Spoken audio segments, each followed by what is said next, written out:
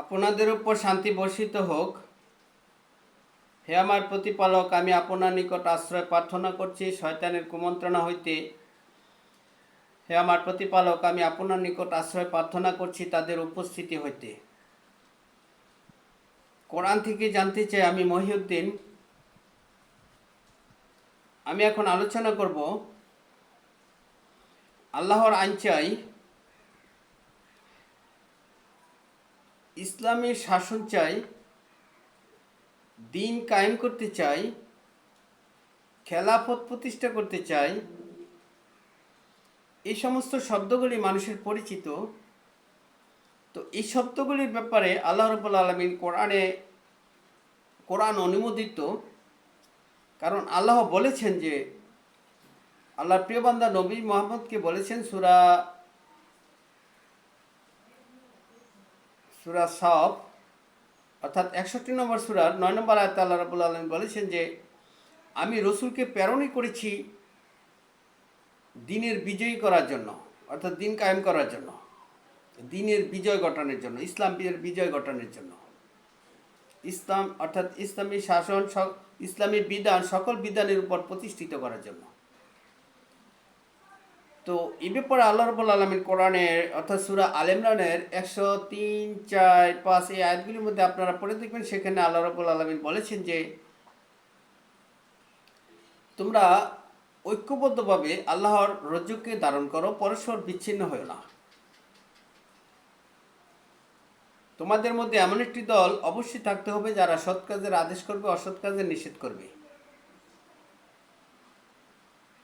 তো দেখুন, সূরা আল ইমরানের 187 নম্বর আয়াতে বলেছেন যে, স্মরণ করো যখন আল্লাহ প্রতিশ্রুতি নিয়েছিলেন আহলে কিতাবের, তোমরা মানুষের কাছে কিতাব স্পষ্টভাবে প্রকাশ করবে এবং তা গোপন করবে না। কিন্তু তারা সে প্রতিশ্রুতি নিজেদের পেছনে ফেলে রাখলো এবং তার পরিবর্তে নগণ্য বিনিময় গ্রহণ করলো। তো আমি আপনাদের যে কথাগুলি বলেছি যে আল্লাহ রাব্বুল আলামিন এই ব্যাপারে বলেছেন, তার নির্দেশ আছে যে ঐক্যবদ্ধভাবে, সংঘবদ্ধভাবে আল্লাহর এই কোরআনকে আঁকড়ে ধরার জন্য পরস্পর বিচ্ছিন্ন হতে নিষেধ করেছেন। তাদের এই দলটা নিষেধ করবে অসৎ কাজের আর আদেশ দিবে সৎ কাজের, মানুষদেরকে ভালো কাজের। আর এই বিধানের কে স্পষ্টভাবে প্রকাশ করার জন্য বলা হয়েছে। সূরা আল ইমরানের 187 নম্বর আয়াতে যে কথাটা বলেছেন যে, কিতাবীদের এই কিতাব স্পষ্টভাবে মানুষের কাছে প্রকাশ করার জন্য বলা হয়েছে। কিন্তু তাদের এই প্রতিশ্রুতি তারা পিছনে ফেলে তারা নগণ্য বিনিময় গ্রহণ করলো। আর সূরা মরিয়মের 59 নম্বর আয়াতে আল্লাহ রাব্বুল আলামিন বলেছেন যে, তাদের পর এমন এক জাতি এলো যারা তাদের সালাতকে নষ্ট করলো। তো যারা এই স্লোগানগুলি দেয় যে আল্লাহর আইন চাই, দিন কায়েম করতে চাই, ইসলামী শাসন চাই, খেলাফত প্রতিষ্ঠা করতে চাই, তাদের কথা ঠিক আছে, কিন্তু কোন বিধান, কোন আইন তারা চালু করতে চায় সেটা দেখার বিষয়। আমি কিছু বিধানের কথা বলবো যেগুলি তাদের কথার সাথে বাস্তবের কোনো মিল নাই। তারা বলছে যে আল্লাহর আইন চাই। তো আমি আপনাদের কাছে একটা এই প্রশ্ন রাখতে চাই, কবরের আযাব কি আল্লাহর বিধান, আল্লাহর আইন, এই কোরআনের বিধান? এই ব্যাপারে যদি কোরআনের দলিল দিতে চাই তাহলে এই ব্যাপারে কথা বললেই লাগবে 2, 4, 5 ঘন্টা। আমি শুধু স্পষ্ট 2-4টি আয়াত আপনাদের সামনে বলতে চাই। সেটি হচ্ছে যে, সূরা মুমিনুন আয়াত নম্বর 15 এবং 16 আল্লাহ বলছেন, তোমরা অবশ্যই মৃত্যুবরণ করবে অতঃপর কিয়ামতের দিন তোমাদেরকে জীবিত করে উঠানো হবে। এই স্পষ্ট কথা কে না বুঝতে পারে? যদি তাদের কাছে আল্লাহর এই বিধান, এই কিতাব, যে আল্লাহ বলছেন যে তোমরা তাদের কাছে, মানুষের কাছে স্পষ্টভাবে প্রকাশ করবে, তাহলে মানুষ সেটা গ্রহণ করত।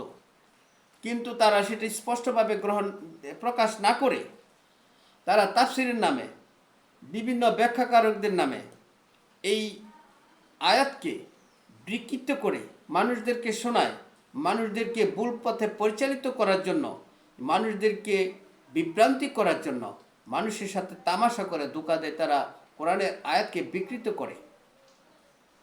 তো আমি স্পষ্ট করে বলছি, এইভাবেই বলছে আল্লাহ রাব্বুল আলামিন, যে তোমরা অবশ্যই মৃত্যুবরণ করবে, অতঃপর কিয়ামতের দিন তোমাদেরকে জীবিত করে উঠানো হবে।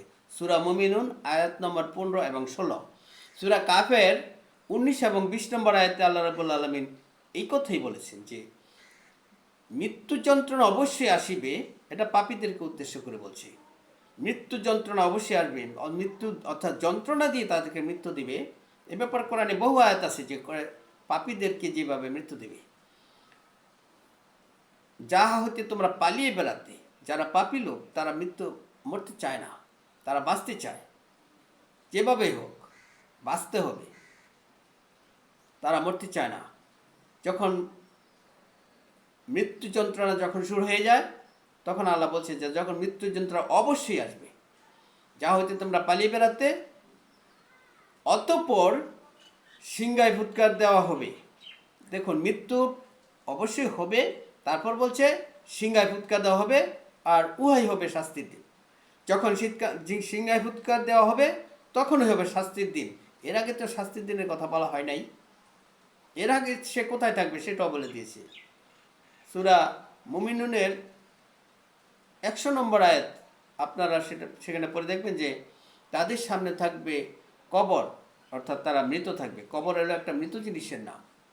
আপনারা আবার এর মধ্যে বিতর্ক করতে পারেন, কবর মৃত জিনিসের নাম হয় কেমনে। তো যাই হোক, আমি সেটা বলবো। তার সামনে থাকবে কবর কিয়ামত পর্যন্ত, পুনরুত্থান দিবস পর্যন্ত। কবর বলেন, বারজাক বলেন, যাই বলেন। সূরা মুমিনুন 100 নম্বর আয়াত। সে কবর থাকবে, অর্থাৎ মৃত থাকবে। আমি এই জন্য বলছি যে সূরা তাকাসুরের 2 নম্বর আয়াতে আল্লাহ রাব্বুল আলামিন বলেছেন যে তোমরা একে অপর থেকে বেশি পাওয়ার দান্দায় ভুলের মধ্যে পড়ে রয়েছ। এমত অবস্থায় তোমরা কবর পর্যন্ত পৌঁছে যাও। কবর মানে একটা মৃত, অর্থাৎ মৃত্যু পর্যন্ত পৌঁছে যাও। মৃত্যু এসে যায়, তোমরা সেই ভুলের মধ্যেই থাকো। সেটি আল্লাহ রাব্বুল আলামিন বলেছেন যে তোমরা ভুলের মধ্যে থাকো মৃত্যু আসা পর্যন্ত, অর্থাৎ কবর হলো একটা মৃত জিনিসের নাম। কবর পর্যন্ত পৌঁছে যাওয়া মানে মৃত্যু পর্যন্ত পৌঁছে যাওয়া। যাই হোক, আমি এই ব্যাপারে আলোচনা করলে অনেক আলোচনা কবরের ব্যাপারে, কিন্তু তারা তো সেই বিধান আবিষ্কার করেছে কবরের কথা, যে কবরে এসে মুনকার নেকির এসে তাদেরকে জীবিত করে তাদেরকে সওয়াল জবাব করবে, প্রশ্ন করবে, মুনকার নেকির ফেরেশতা ইত্যাদি। কোরআনের কোথাও উল্লেখ নাই যে মুনকার নেকির ফেরেশতার নাম। আল্লাহ রাব্বুল আলামিন কত জায়গার যে বলেছে যে তারা জীবিতই হবে কিয়ামতের দিন, আর কিয়ামতটা চলে আসবে চোখের পলকে নেই, তার চাইতেও দ্রুত। এটা যদি আমি আপনাদেরকে বোঝাতে চাই তাহলে তারও সময়ের প্রয়োজন আছে। চোখের পলকে কিভাবে কিয়ামত সংঘটিত হয়ে যায় এভাবেই। যেমন ধরুন, একজন লোক মৃত্যুবরণ করছে, তারপর 1000 কোটি বছর চলে যাওয়ার পর কিয়ামত সংঘটিত হয়েছে। সেই মৃত ব্যক্তিটা কি বুঝতে পারবে যে সে 1000 কোটি বছর সে মৃত ছিল? কিছু বুঝতে পারবে না। তার কাছে মনে হবে সে মরছে আর জীবিত হয়ে গেছে। এটিকে আল্লাহ রাব্বুল আলামিন বলেছেন যে কিয়ামত তো চোখের পলকের নেই, তার চাইতে দ্রুত। সূরা নাহল 77 নম্বর আয়াত। যাই হোক, আমি ওইদিকে আর যাচ্ছি না। তবে যে কথাগুলি আছে, তারা যে আল্লাহর আইন চায়, আল্লাহর দিন কায়েম করতে চায়, তারা যে দিন কায়েম করতে চায়, তারা ইসলামী শাসন চায়, তারা এগুলি চায়। তারা এগুলি কি কোরআনের বিধান? এগুলি কি ইসলামী আইন? এগুলি কি কোরআনের আইন? এ কি আল্লাহর বিধান? এগুলি কি দিন কায়েম? দেখুন, ঈসা নবী ইমাম মেহেদী রূপে আবার পৃথিবীতে আগমন করবেন, কোরআনের কোথায় পেয়েছে? তারা কি এই সমস্ত বিধান কায়েম করে বলবে যে আমরা দিন কায়েম করতে চাই, ইসলামী আইন চাই, কোরআনের শাসন চাই? তারা কি কি কায়েম করতে চায়? তারা কিভাবে ইসলামী আইন প্রতিষ্ঠিতকারী দল হয়ে গেল?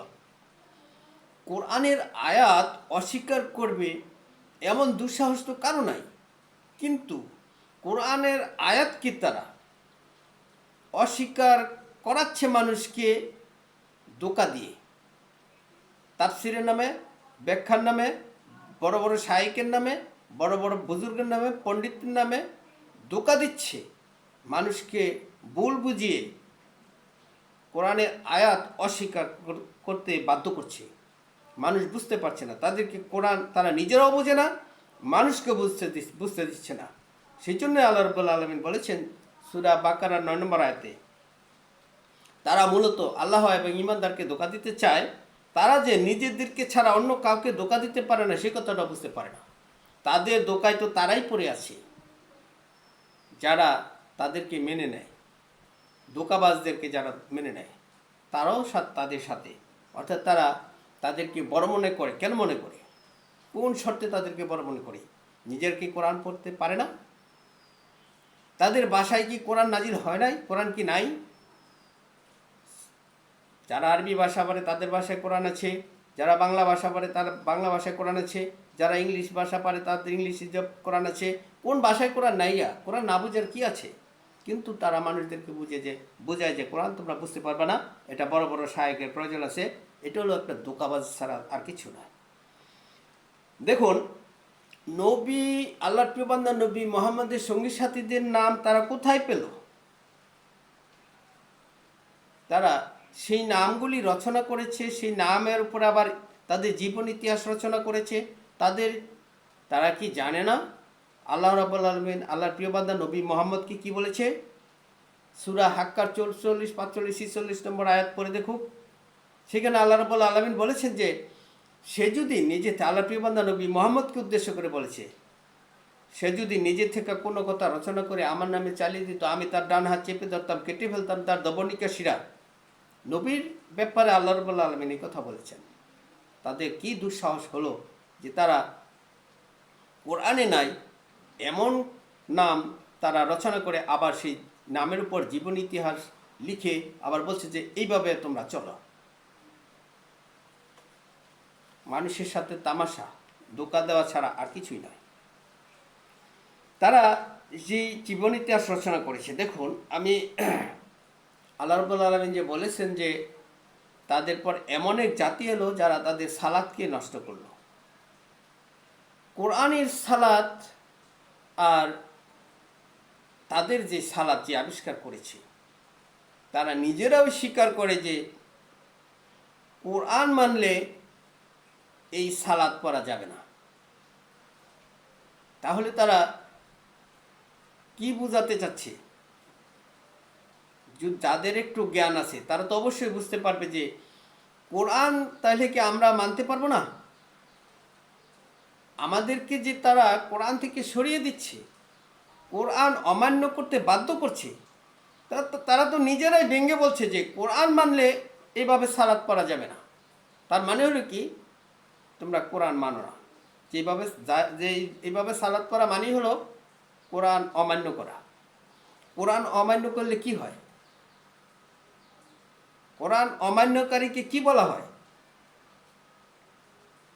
এটা আপনারা কি বুঝেন না? সকলেই বুঝে। কোরআন তারা মানুষকে অমান্য করাচ্ছে আর নিজেরা ভেঙেই বলছে যে কোরআন মানলে এভাবে সালাত পড়া যাবে না। কোরআনের সালাত কিভাবে? কোরআনের সালাত পড়েছে আল্লাহর প্রিয় বান্দা নবী মুহাম্মদ, সূরা নিসার 102 নম্বর আয়াত। কোরআনের সালাত পড়েছে সোহেব নবী, সূরা হুদের 84 থেকে 87 নম্বর আয়াত পর্যন্ত পড়ে দেখুন। কোরআনের সালাত পড়েছে সকল নবী, সূরা হামিম আর সাজদার 42 নম্বর আয়াত পড়ে দেখুন। সেখানে আল্লাহ বলেছেন আল্লাহর প্রিয় বান্দা নবী মুহাম্মদকে যে আমি তো আপনাকে সেই কথাই বলি যে কথা আমি আপনার পূর্ববর্তী নবী রাসূলদেরকে বলেছিলাম, তাদেরকে যা বলেছিলাম সেই কথাই আমি আপনাদেরকে বলি। অর্থাৎ সকল নবী রাসূলদের একই দাওয়াত, সকল নবী রাসূলদের একই ইবাদত, সকল নবী রাসূলদের একই সালাত, সকল নবী রাসূলদের একই রুকু, একই সিজদা। তারা কখনো নিজেদেরকে বুজুর্গ মনে করে নাই, নিজেদেরকে পবিত্র মনে করে নাই। নিজেদেরকে বুজুর্গ মনে করা, পবিত্র মনে করা হলো শয়তানের অনুসারী। সেই জন্য আল্লাহ রাব্বুল আলামিন বলেছেন যে ইবলিস শয়তানকে বলেছেন সূরা ৭ ৩৮ নম্বর সূরার ৮৫ নম্বর আয়াতে আল্লাহ রাব্বুল আলামিন বলেছেন যে আমি তোমাকে এবং তোমার অনুসারীদেরকে দিয়ে জাহান্নাম পরিপূর্ণ করব। তো ইবলিস শয়তানের অনুসারী তো তারা যারা অহংকার করে, যারা নিজেদেরকে পবিত্র মনে করে। যে যে ইবলিস শয়তান নিজেকে পবিত্র মনে করে আল্লাহর অর্ডার অমান্য করেছিল, অর্থাৎ আল্লাহ বলেছিলেন আদমকে সিজদা করতে, সে সেটা অমান্য করেছিল। আল্লাহ বলেছেন যে কোন জিনিস আমার অর্ডার অমান্য করতে তোমাকে বাধ্য করলো, সে বলল আমি তার চাইতে উত্তম। তো আজকে দেখুন, যারা নিজেদেরকে পবিত্র মনে করে, উত্তম মনে করে, বুজুর্গ জ্ঞানী মনে করে, তারা তো শয়তানেরই অনুসারী। তাদেরকে দিয়ে আল্লাহ রাব্বুল আলামিন জাহান্নাম পরিপূর্ণ করবেন। তারা নষ্ট করেছে সালাত, তারা আবিষ্কার করেছে এ সমস্ত কোরআন বিরোধী বিধান, আর বলছে যে কোরআনের বিধান তারা কায়েম করতে চায়, দিন কায়েম করতে চায়। এটা দোকাবাজি ছাড়া আর কিছু নয়। সূরা বাকারা ৯ নম্বর আয়াত। দেখুন, কোরআন কি স্পষ্টভাবে প্রকাশ না করে তারা তা গোপন করছে। তাফসীর নামে, ব্যাখ্যার নামে, বিভিন্ন নামে, আমি আগে বলেছি, তারা এগুলি গোপন করে, বিকৃত করে, তাদের স্বরচিত বিধান আবিষ্কার করে তারা মানুষের কাছ থেকে বিনিময় গ্রহণ করছে, যেটা নবী রাসূলদের কোনো তরিকা নয়, কোনো অনুসরণ নয়। সকল নবীরাই বলেছেন যে আমি এর বিনিময়ে তোমাদের কাছে কোনো পারিশ্রমিক চাই না। স্পষ্ট কথা, সকলেই জানে এই কথাটা। কিন্তু দেখুন তো, এই সালাতের বিনিময়ে, অর্থাৎ আল্লাহর এই বিধানের বিনিময়ে তারা বেতনভুক্ত হয়ে কাজ করছে, তারা কন্ট্রাক্ট করে টাকা নিচ্ছে, তারা বিনিময় গ্রহণ করছে।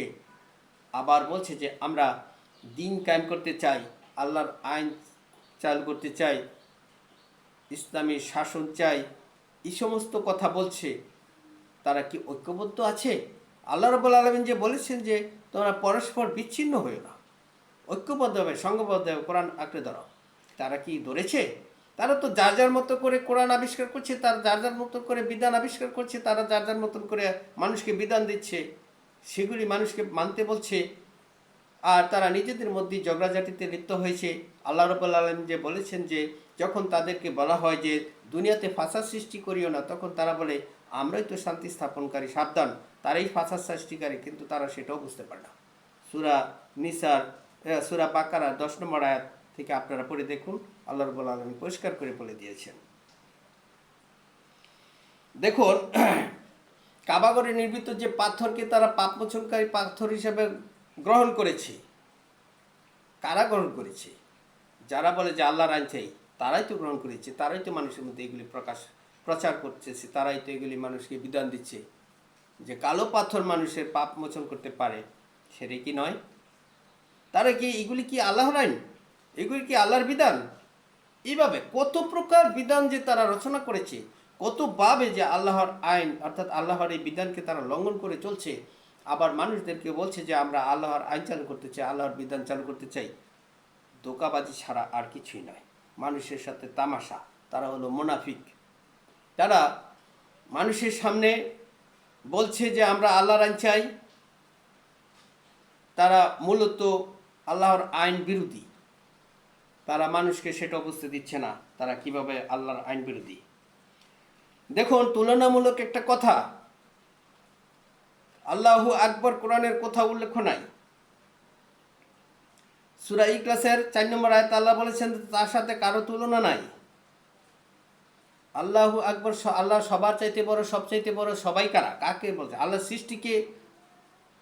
সৃষ্টিকে আল্লাহর সাথে তুলনা করছে যে সবার চাইতে বড়। সবার বলতে সবাই তো আল্লাহর সৃষ্টি, সবাই তো আল্লাহর সৃষ্টি, সবার চাইতে আবার আল্লাহ বড় হয় কি করে? আল্লাহ বলছেন আল্লাহু আহাদ, বলা আল্লাহু আহাদ, আল্লাহ এক, অদ্বিতীয়। আল্লাহ যদি এক হয় তাহলে দুইজন বড় হয় কি করে? ছোট না থাকলে তো বড় হয় না। এই কথাগুলি কিন্তু তারা ছাড়তে পারবে? কারণ কেন ছাড়তে পারবে না? তারা শয়তানের অনুসারে এই কারণে যে তারা নিজেদেরকে বড় মনে করে, তাদের মনে আছে অহংকার, তাদের মনে আছে তারা নিজেদেরকে পবিত্র মনে করে, তারা শয়তানের অনুসারী। সেই জন্য তারা সেগুলি ত্যাগ করতে পারবে না, পরিহার করতে পারবে না। কোরআনে যাই থাকুক তারা সেটা মেনে নিতে পারবে না। আর স্পষ্টভাবে আমি বলছি, সালামের যে কথাটা তারা সেটাও গ্রহণ করবে না।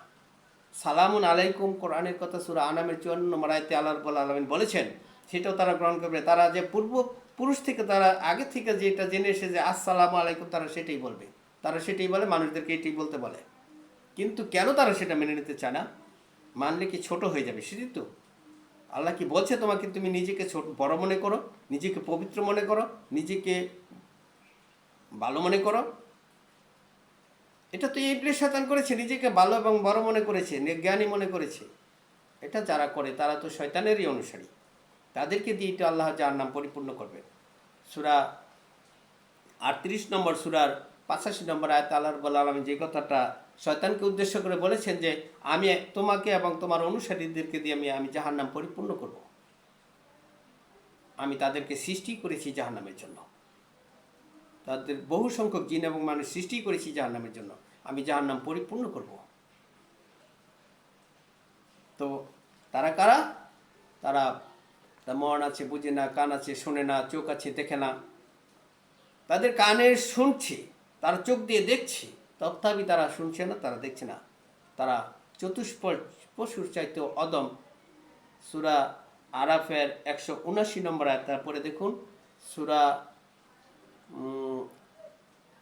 সূরা হুদের 119 নম্বর আয়াত পরে দেখুন, সূরা সাজদার 13 নম্বর আয়াত পরে দেখুন, আল্লাহ রাব্বুল আলামিন বলেছেন আমি জাহান্নাম পরিপূর্ণ করব, তাদেরকে সৃষ্টি করেছি জাহান্নামের জন্য।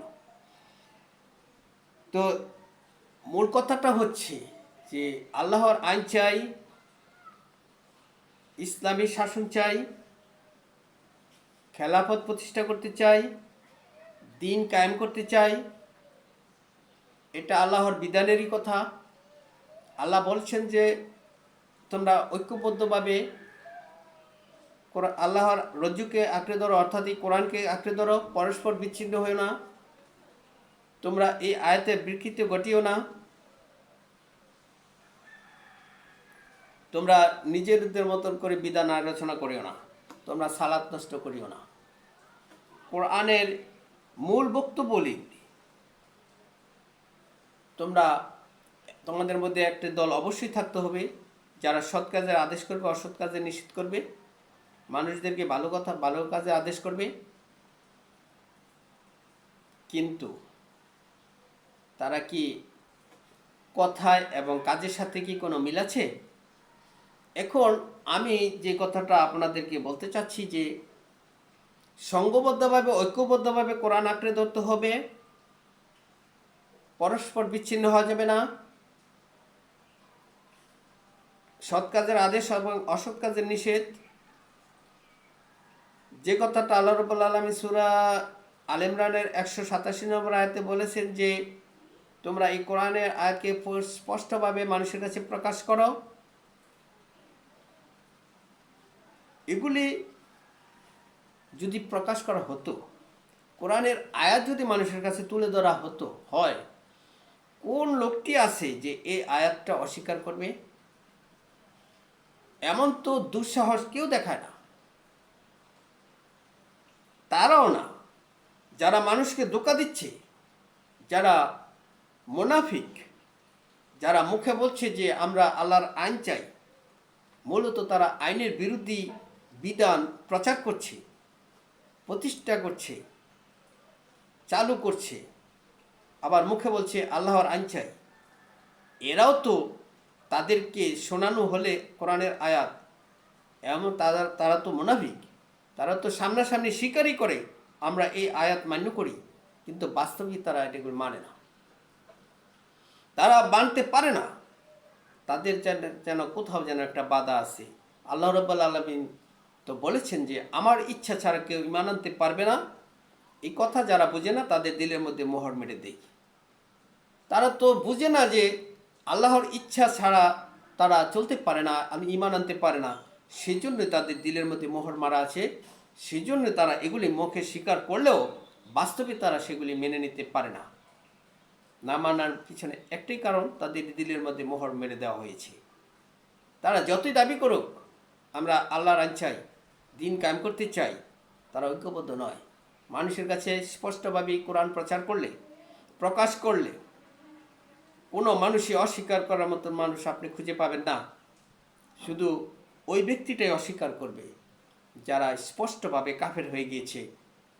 তাদেরকে উপদেশ দেন আর উপদেশ না দেন উভয়টি তাদের জন্য সমান, তারা ঈমান আনবে না। সূরা বাকারার 6 নম্বর আয়াত আপনারা পড়ে দেখুন। তাদের কথাটা ভিন্ন, কিন্তু মুনাফিকদের কথাটা আলাদা। মুনাফিকদের ব্যাপারে আল্লাহ রাব্বুল আলামিন খুব কঠিন কথা বলেছেন, যে তাদের শাস্তিটা হবে দুনিয়াতেই হবে 2 বার, আর তাদের পরকালে হবে ফাইনাল বড় আযাবে তাদেরকে নিক্ষেপ করা হবে। সূরা তওবার 101 নম্বর আয়াত আপনারা পড়ে দেখবেন। তাদের শাস্তি হবে 2 বার। তাদের দুনিয়ার জীবন যাপন হবে অপমানকর, লাঞ্ছনাদায়ক মুনাফিকদের, আর তাদের মৃত্যুর সময় তাদের কঠিন আযাব দিয়ে মৃত্যু দেওয়া হবে। সূরা মুহাম্মদের 27 নম্বর আয়াত সমাপ্তের পড়ে দেখবেন। এভাবে আল্লাহ রাব্বুল আলামিন পরিষ্কার করে কোরআনে সব কিছু বর্ণনা করেছেন। তাদের ব্যাপারে খুব কঠিন কথা বলা হয়েছে। আর যারা শহীদ, যারা আল্লাহর রাস্তায় অটল থাকে, দিনের রাস্তায় যুদ্ধ করে, যেমন যুদ্ধ করার জন্য অনুমতি আল্লাহ রাব্বুল আলামিন আল্লাহর প্রিয় বান্দা নবী মুহাম্মদকে দিয়েছিলেন যখন কাবাগরের মধ্যে অপবিত্র এসেছিল। কাবাগরের মধ্যে কি বর্তমানে অপবিত্রতা নাই? কালো পাথর কি অপবিত্র নয়? বর্তমান সালাত কি কোরআন বহির্ভূত সালাত নয়? সেগুলি কি কাবাগরের মধ্যে পবিত্র অবস্থায় আসে নাকি কালো পাথর? সেগুলি কি সেখান থেকে সরানো উচিত নয়? আল্লাহর প্রিয় বান্দা নবী ইব্রাহিম এবং ইসমাইলকে যে অনুমতি আল্লাহ রাব্বুল আলামিন দিয়েছিলেন, যে তাদেরকে যে অর্ডার দিয়েছিলেন যে তোমরা এই কাবাগরকে পবিত্র রাখবে, তাদের জন্য যারা এখান থেকে সালাত নিতে আসবে, অর্থাৎ তোয়াফ করতে আসবে, ইতিকাফ করতে আসবে, রুকু করতে আসবে, সিজদা করতে আসবে, তাদের জন্য এই কাবাগর পবিত্র রাখবে। আল্লাহর প্রিয় বান্দা নবী মুহাম্মদকে বলেছেন যে আমি এই কাবাগরকে অর্থাৎ পবিত্রকে অপবিত্র হতে আলাদা করে রাখবো, আলাদা করতে চাই। সেজন্য তিনি যুদ্ধের অর্ডার দিয়েছিলেন যে তারা যেন, মুশরিকরা যেন এই কাবাগরের কাছে এই বর্ষের পর আসতে না পারে। আল্লাহ রাব্বুল আলামিন আল্লাহর প্রিয় বান্দা নবী মুহাম্মদকে দিয়ে বাধা সৃষ্টি করেছিলেন, অর্থাৎ যুদ্ধ করতে অর্ডার দিয়েছিলেন, তারা যেন আসতে না পারে। সূরা আনফালের মধ্যে আপনারা পড়ে দেখবেন। তো এমনি করে আজকে অপবিত্র থেকে পবিত্রকে আলাদা করার জন্য যে অর্ডার, সেগুলি বর্তমানে কাবাগরে চালু আছে বলেই আমি বলছি। সেখানে কালো পাথর কোরআনের কোথাও উল্লেখ নাই। কালো পাথর ওইখানে রেখে, অর্থাৎ মুশরিকরা যেই অপবিত্র ছিল, অর্থাৎ যে মুশরিকরা যে এসে কাবাগরের কাছে তোয়াফ করতো, হাতে তালি দিত আর শীষ বাজাতো, এটাই তাদের ইবাদত, তারা বলতো যে এগুলি এটা হলো তাদের সালাত, সেজন্য তাদেরকে অপবিত্র বলা হয়েছিল। আল্লাহর প্রিয় বান্দা নবী মুহাম্মদের যুগে যদি অপবিত্র কাবাগরে আসতে পারে, তো বর্তমানে কেন কাবাগরে অপবিত্রতা কি নাই? কালো পাথর কি সেখানে নাই, যে পাথরকে পাপমোচনকারী বলা হচ্ছে? এটা কি অপবিত্র নয়? এগুলি কি সরানোর জন্য কি ইমানদারদের দায়িত্ব নয়? তারা কি এই ব্যাপারে কথা বলতে পারবে না? এই কোরআন মেনে নিবে না এরকম লোক তো নাই। শুধু তারাই যারা স্পষ্ট কাফের, তারা তো অমান্য করবে। এছাড়া যারা মুনাফিক, তারা তো মুখে বলে যে কোরআন মানি, তারাই তো বলে যে আমরা আল্লাহর আইন কায়েম করতে চাই, তারা আল্লাহর আইন চাই, আল্লাহর বিধান দিন কায়েম করতে চাই, খেলাফত প্রতিষ্ঠা করতে চাই, ইসলামী শাসন চাই। তাদের কার্যকলাপ যদি কোরআন বিরোধী হয়, আল্লাহর আইন বিরোধী হয়, আল্লাহর আইনের বহির্ভূত হয়, সেই বিধান তাদের ইবাদতগুলো যদি সেরকম হয়, তাহলে কি তারা কি মুনাফিক নয়? আমি একটি আয়াত বলে আমি আমার আলোচনা শেষ করছি। সেটি হচ্ছে যে সূরা নিসার 61 নম্বর আয়াতে আল্লাহ রাব্বুল আলামিন বলেছেন যে যখন তাদেরকে বলা হয় এসো আল্লাহ যা নাজিল করেছে তার দিকে আর রসুলের দিকে, তখন আপনি মুনাফিকদেরকে দেখবেন তারা তাদের মুখ সম্পূর্ণরূপে ঘুরিয়ে নিয়ে তারা চলে যায়। এই হলো সূরা নিসার 61 নম্বর আয়াত। সেখানে আল্লাহ রাব্বুল আলামিন এই কথা বলেছেন যে তারা সম্পূর্ণরূপে মুখ ঘুরিয়ে ফিরে চলে যায়। তো আজকে যারা মুখে বলছে যে আমরা আল্লাহর আইন চাই, দিন কায়েম করতে চাই, ইসলামী শাসন চাই, তাদেরকে যখন আপনি বলবেন যে এই কোরআনে এই তো আছে, আপনি সালামুন আলাইকুম বলেন, আপনি আল্লাহর সুন্দর সুন্দর নাম ধরে তাকে ডাকেন, আপনি আল্লাহর সাথে কাউকে শরীক করে কথা বললেন না, আপনি নিজের বিধান রচনা করে মানুষের কাছে প্রচার করবেন না, আল্লাহর সঙ্গী সাথীদের নাম আপনি নিজে রাখতে যাবেন না, যেখানে আল্লাহ রাব্বুল আলামিন নিষেধ করেছেন আল্লাহর প্রিয়দা নবী মুহাম্মদকে যে সে যদি নিজের থেকে রচনা করতো আমি তার ডানা চেপে ধরতাম, কেটে ফেলতাম তার দবনিকে শিরা। সে তো নিজে থেকে কোনো কথা বলেন না, যা বলেছেন সেটা ওহী। সূরা নাজমের 3-4 নম্বর আয়াত। তার কাছে যিনি ওহী নিয়ে আসতো তার ব্যাপার কোরআনে পরিষ্কার করে বলে দিয়েছেন। কোরআন যেভাবে নাজিল হয়েছে, কোরআন যেভাবে সংরক্ষিত হয়েছে সে ব্যাপারে কোরআনে বলে দিয়েছেন। তিনি তো বলেছেন যে এই কোরআন যিনি সংরক্ষণ করেছে তারা হয়তো পুত পবিত্র উন্নত চরিত্রের অধিকারী। 80 নম্বর সূরার 15-16 নম্বর আয়াত। যাই হোক, আমি ওইদিকে যাচ্ছি না, তার আলোচনা আরও অনেক লম্বা হয়ে যাবে।